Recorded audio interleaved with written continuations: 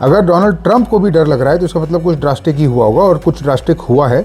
इस वॉर में अब एक ऐसा लेवल ऑफ एस्केलेशन हो गया है जिससे डायरेक्टली हमको और आपको फर्क पड़ेगा। डोनाल्ड ट्रंप के ट्वीट में उन्होंने कहा कि यूएस को नहीं पता था कि इजराइल ईरान के साउथ पार्स गैस फील्ड को बॉम्ब कर देगा। इतनी बड़ी बात क्या है? Why is he so afraid? बात ये है, and the reason that we should also be concern now is that अभी तक ऑयल और गैस के पैसेज पे सवाल था। पैसेज ब्लॉक कर दिया जाएगा।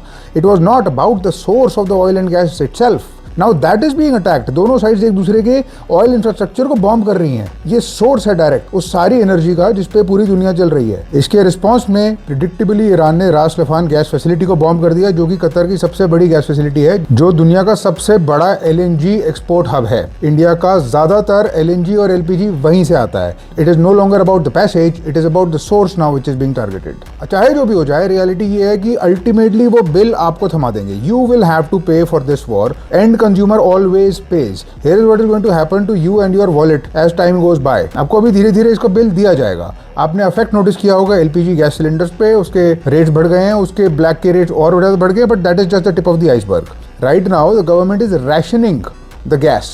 रैशनिंग मतलब घरों की LNG supply, that is priority, and then the fertilisers and then commodities. तो गवर्नमेंट ने प्रायोरिटी करी हुई है। अब अगर सोर्स ही हिट होने लग गया तो गवर्नमेंट के पास कोई ऑप्शन नहीं रहेगी। इन प्रायोरिटीज को गवर्नमेंट धीरे धीरे कंज्यूम करना स्टार्ट कर देगी। धीरे धीरे आपकी एलएनजी पे असर पड़ेगा। पेट्रोल और डीजल धीरे धीरे महंगा होगा। अभी तक गवर्नमेंट ने उस शॉक को कंट्रोल किया हुआ है, possibly because of elections. Elections के बाद अगर सिचुएशन वर्स रही, they will pass on the bill to you. Ultimately you will have to pay much higher prices. Airlines are already getting more expensive. IndiGo और एयर इंडिया ने price hikes announce कर दी हैं। It will only get worse as time goes by. But what people don't understand is agriculture will be directly affected. Sulphur is a critical by product जिसकी अब scarcity होनी start हो गई है।